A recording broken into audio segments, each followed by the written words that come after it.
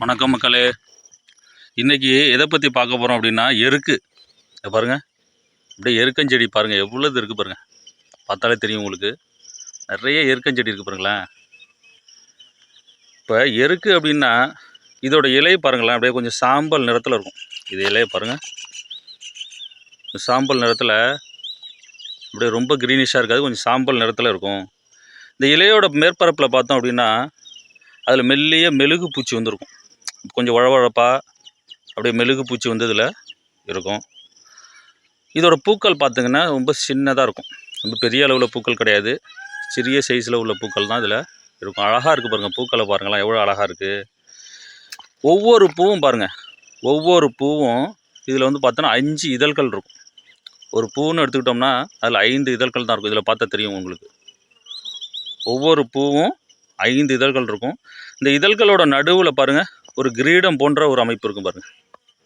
இதழ்களோட நடுவில் கிரீடம் போன்ற அமைப்பு இருக்கிறதுனால இது என்ன சொல்கிறோன்னா க்ரௌன் ஃப்ளவர் அப்படின்ட்டு சொல்கிறோம். பூக்கள் பார்த்தோம் அப்படின்னா நல்ல இனிமையாக, நல்ல நறுமணம், அப்படியே அருமையாக இருக்குது. அப்படியே வாசம், அப்படியே எருக்கம்பூ அப்படியே பார்த்தோன்னா இது நம்ம தூரத்தில் ஒரு காட்டுப்பகுதியில் தான் இது வந்து பார்க்க முடியும். ஆனால் இதோட வாசம் அப்படியே கம்மன்னு இருக்குது.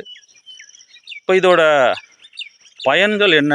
இப்போ எருக்கம்பூ பார்த்தோன்னா நம்ம இதை தூரமாக இருக்கிறதுனால இதை வந்து நம்ம அதை விரும்பி நம்ம இதை பார்க்குறது கிடையாது. ஆனால் இதோட பயன்கள் நிறைய இருக்குது. இப்போ எருக்கம்பூவை பார்த்தோம் அப்படின்னா அதை ஒடித்தோம் அப்படின்னா அதுலேருந்து வந்து என்ன ஆகுனா அதுலேருந்து பால் வரும் பாருங்கள். இப்போ எருக்கம்பூ வந்து இதை ஒடிச்சிட்டேன், இதுலேருந்து பாருங்கள் அப்படியே பால் வருது பாருங்கள்.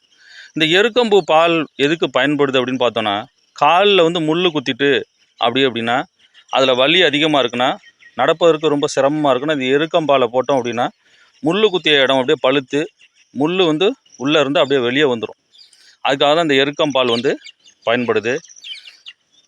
எருக்கம் இலையை வந்து நெருப்பில் போட்டு எரித்தோம் அப்படின்னா அதுலேருந்து புகை வரும்.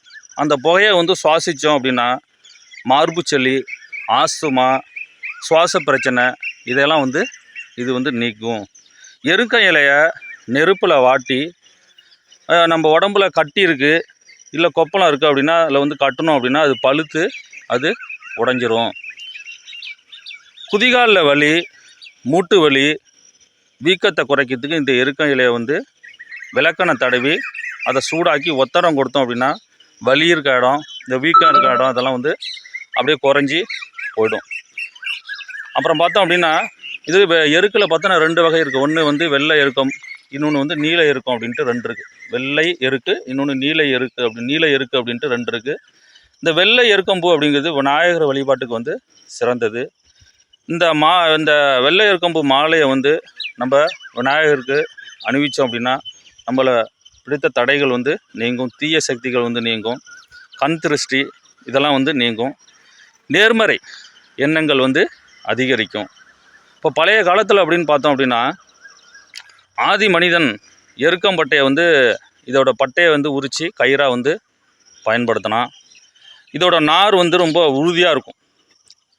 இது மீன் வலைக்கு, நூல், முறுக்கு நூல் அப்படியே திரிக்கிறதுக்கு இதெல்லாம் வந்து எருக்க நார் வந்து பயன்படுத்தப்பட்டது.